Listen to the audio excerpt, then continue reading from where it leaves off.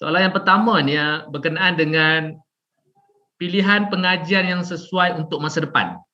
Sebab mungkin kita dengar tadi daripada Dr. Jo yang mengatakan tentang example lagi 50, 10, 20 tahun akan datang, apa akan jadi di Malaysia ni atau di dunia ni. Jadi kalau nak pilih sekarang pengajian, maksudnya kita nak pilih bidang pengajian yang menjanjikan kerja pada masa akan datang. Ini mungkin juga berkisar dengan IR 4.0 ke apakah robotics ke apa. Silakan Dr. Jo. Terima kasih yang bertanya. Sebenarnya pilihan courses untuk masa depan ini pada pandangan saya lah, dia sebenarnya adalah kita dah start cakap terkait dengan fundamental. Fundamental ni dia boleh apa-apa courses. Kerana apa? Masa depan itu sebenarnya dia tidak lagi bergantung kepada fundamental itu. Dia bergantung kepada ekstra. Ekstra itu sebenarnya sekarang ni semua universiti saya boleh katakan adalah semua universiti telah menyediakan bentuk-bentuk ekstra untuk pelajar itu bersedia masuk di dalam market kerja. Baik, saya nak relate balik pada analogi saya guna terkait dengan lesen memandu itulah. Lesen memandu tu sebenarnya adalah courses lah. Semua orang ada lesen, semua orang boleh ada lesen memandu. Tetapi market nanti dia bukan datang untuk tengok dah ada lesen ataupun tidak. Tetapi market kerja pada masa akan datang dia akan tengok bagaimana anda boleh meyakinkan saya untuk hire anda sebagai pemandu dengan ciri-ciri disiplin bekerja. Dengan kemampuan anda mungkin berbahasa yang lebih. Sebab apa mungkin nak jadi pemandu bas pelancongan begitu kan. Pemandu bas pelancongan dia dah ada lesen. Kita pun ada lesen kan. Tetapi kalau pemandu bas pelancongan itu boleh berbahasa Mandarin, boleh berbahasa Rusia contohnya, itu adalah ekstra untuk market pada masa akan datang. Kemudian bagaimana disiplin anda? Bagaimana anda sebenarnya bukan hanya ada lesen memandu tetapi tahu maksudnya maintenance kenderaan begitu. Ataupun anda bukan hanya ada lesen memandu tetapi anda boleh membuktikan kepada saya kepada majikan bahawa anda adalah seorang pemandu yang menjaga keselamatan, maksudnya penumpang yang anda bawa begitu. Poinnya adalah, analogi yang saya nak bawa di sini adalah walaupun kita bercerita maksudnya tentang masa depan, tetapi masa depan itu kalau dari segi courses it's just a piece of degree yang semua orang perlu ada. Itu adalah license. Tetapi apabila nak masuk job market, market sebenarnya dia tak tengok license. Dia akan tengok bagaimana anda boleh menyumbang dengan lebih baik kepada ekosistem industri tersebut. Maksudnya disiplin anda bagaimana, kemahiran berbahasa bagaimana, maksudnya pengetahuan common sense macam mana, digital literacy macam mana, legal literacy, financial is very important. Kalau pemandu bas, dia mempunyai financial literacy, maksudnya dia boleh tahu waktu perjalanan bas yang sesuai supaya apa, mungkin bunga tayar tu kita boleh reserve lama, maksudnya tidak pada waktu trip. Dia boleh menjaga kenderaan supaya apa, maintenance peralatan kenderaan itu dapat bertahan dengan lebih lama. Ini sebenarnya components yang menjadi keinginan ataupun demand pada masa hadapan. Dia bukan lagi, maksudnya don't worry too much. Kalau dapat macam Dr. sebut tadi tu, dapatkan degree, dapatkan diploma.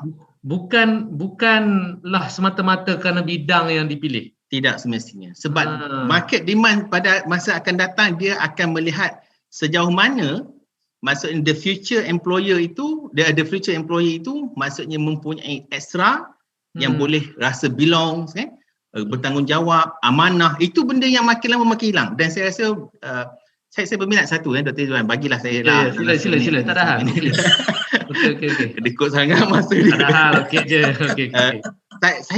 Saya baru tengok report pada satu portal digital Coursera kalau biasa. It's quite interesting sebab apa? Dalam report Coursera pada tahun lepas masa PKP tu, banyak negara antara top list short courses yang maksudnya rakyat negara itu belajar dalam Coursera adalah terkait dengan well-being. Coursera ni apa? Coursera digital platform untuk belajar online. Okay. Jadi courses dia adalah terkait dengan well-being, terkait dengan digital literacy. Ini bermakna masyarakat sebenarnya walaupun teknologi itu maju, mereka memerlukan kepada suatu ilmu untuk hidup sejahtera. Sebab tu orang cakap work-life balance dan sebagainya. Itu sebenarnya benda-benda pada masa akan datang. Jadi poin saya adalah, Dr. Izwan dah tak ikut masa tu, poin saya adalah degree is a must, is a license, tetapi kita tak boleh lagi dah pada masa akan datang nak masuk market kerja hanya bawa license B kita tu. Kita mesti ada dengan, maksudnya equip diri kita dengan maksudnya extra skill yang ada. Kita sama ada kita dapat especially soft skill yang disebutkan tadi tu. Betul, kemahiran insaniah. Kemahiran insaniah. Cuma tempat yang terbaik adalah di universiti. Tempat terbaik di universiti. Ya, betul. Okey. Jadi itu satu soalan. Kita pergi balik ke soalan yang kedua. Soalan yang kedua ni kita dengar dulu soalannya. Program yang ditawarkan tidak menepati program yang dimohon. Apa nak buat? Okey, nak tukar program ke, nak macam mana? Nak tanya. Okey. Saya rasa soalan ni saya rasa Dr. Rusli kena jawab. Okey. Kalau seperti mana yang saya beritahu tadi, terima kasih yang bertanya tadi. Sekarang ni kalau memohon UPU, okay, UPU memang dia akan bagi yang 12 pilihan. Maknanya kalau katalah kita pilih tiba-tiba dapat yang 12 tu, memang nak tak nak memang kena terima. Kalau tolak tu memang tak dapat lah. Itu sistem UPU sekarang. Cuma seperti mana saya tadi, sebab dia tidak lagi single offer, jadi ada kemungkinan akan dapat daripada UPU, akan dapat daripada matrikulasi, akan dapat daripada JPK, akan dapat daripada pelbagai. Jadi itu peluang untuk memilih lah dan sebagainya. Apa-apa pun sebelum tu kena tengok result kita dan pilihlah accordingly. Itu je. Okey. Kita ada satu soalan lagi berkenaan dengan prestasi pelajar dan semangat pelajar. Berbeza sebelum dan selepas pandemik. Okey. Yang ini mungkin yang bertanya ni nak tahu berkenaan dengan akibat daripada pembelajaran online. Sebab kita tak boleh elak di sekolah, di universiti sama aja. Disebabkan pandemik ni, ada kalanya kita terpaksa online, ada kalanya kita buat secara yang untuk kursus-kursus yang terpaksa kita masuk ke laboratory, kita tak boleh lah buat online.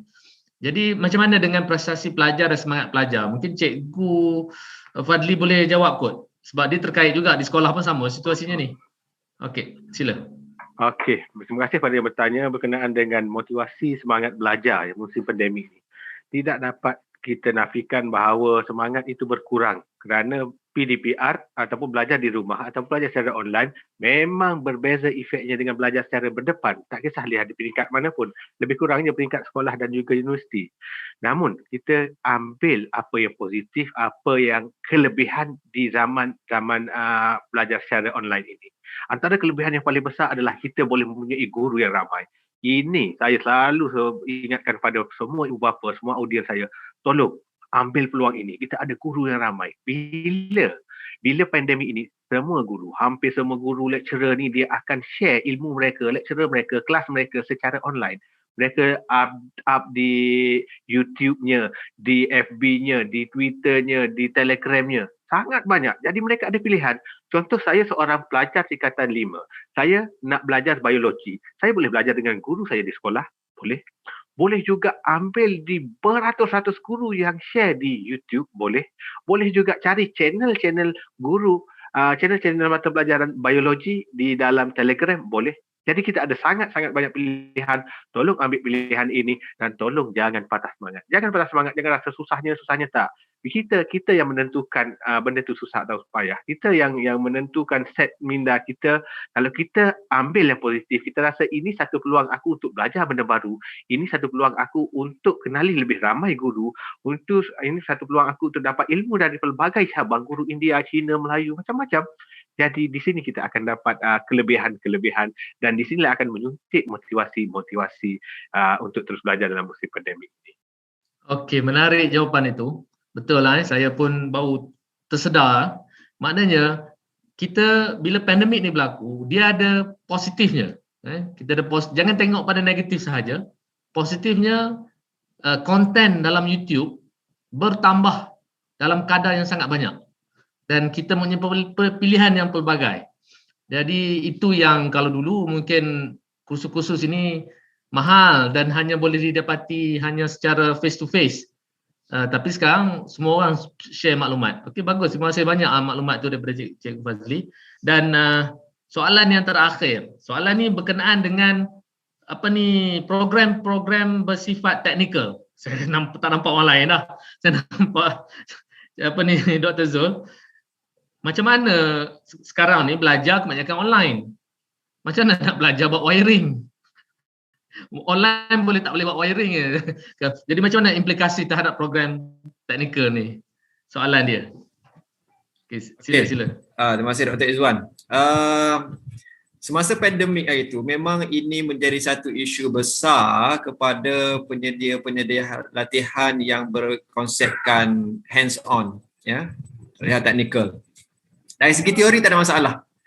Kerana kalau kita lihat pun secara keseluruhan ketika dunia ni pun banyak pusat-pusat latihan yang tak beroperasi, ya, yang tak beroperasi terpaksa berhentikan. Sebab apa? Sebab pergerakan terhad dan sebagainya. Namun begitu,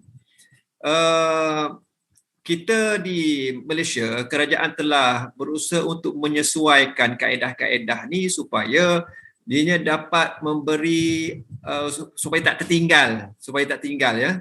Teori tak ada masalah.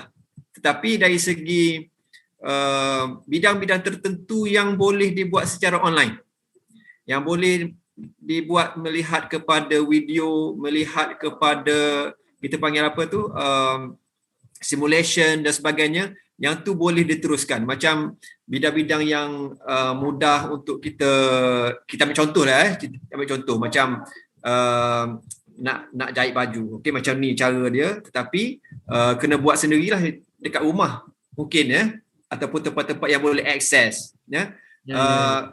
Maksudnya ada kemudahan, tapi bidang-bidang yang melibatkan penggunaan mesin yang besar dan sebagainya, itu menjadi limitasi kepada pelaksanaan latihan itu sendiri. Tetapi walau macam mana pun, kemudahan kepada video-video, simulasi dan sebagainya perlu dimanfaatkan dengan sebaik mungkin. Walaupun dia punya perbezaan, dia memang ada. Kita tengok video tak sama dengan kita buat sendiri, lain. Dari segi skills yang kita dapat tu lain sebenarnya kalau kita buat dengan secara fizikal dengan kita menonton. So walau macam mana pun limitasi itu, insya-Allah kita tengok, kita harap benda ni berakhir dengan cepat supaya kita dapat kembali kepada biasa dan sebagainya. So yang lain itu dari segi pelaksanaan, macam mana nak masuk bengkel dan sebagainya, itu adalah kita buat, macam mana nak gile-gile dengan SOP-nya, ya, SOP yang strict lah, ya. So itu kaedah-kaedah adalah yang dipikirkan, ya.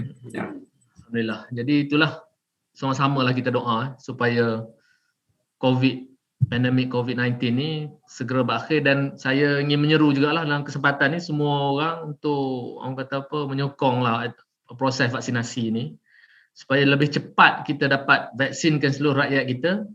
Lebih cepat kita dapat masuk balik ke makmal, bilik kuliah, bengkel-bengkel untuk belajar teknikal ni. Sebab kita tak boleh elak, banyak mesin-mesin yang berjuta ringgit harganya kerajaan beli untuk dipelajari, hanya boleh dipelajari jika pelajar itu berada di dalam makmal itu. Jadi itu yang kita kena, kita doa sama-sama. Itu sahaja je soalan. Ada lagi soalan ke? Urustia boleh bagi soalan pada saya kalau ada, ataupun Urustia pun boleh tanyakan. Kalau tak ada, kita boleh tamatkan kot kita punya program hari ini. Jadi dengan itu saya mengucapkan terima kasih pada semua penonton-penonton, kepada ibu bapa dan yang baru tamat SPM ini. Jadi nasihat yang terakhir daripada saya, teruslah belajar. Itu sahaja. Sekian, terima kasih. Assalamualaikum warahmatullahi wabarakatuh.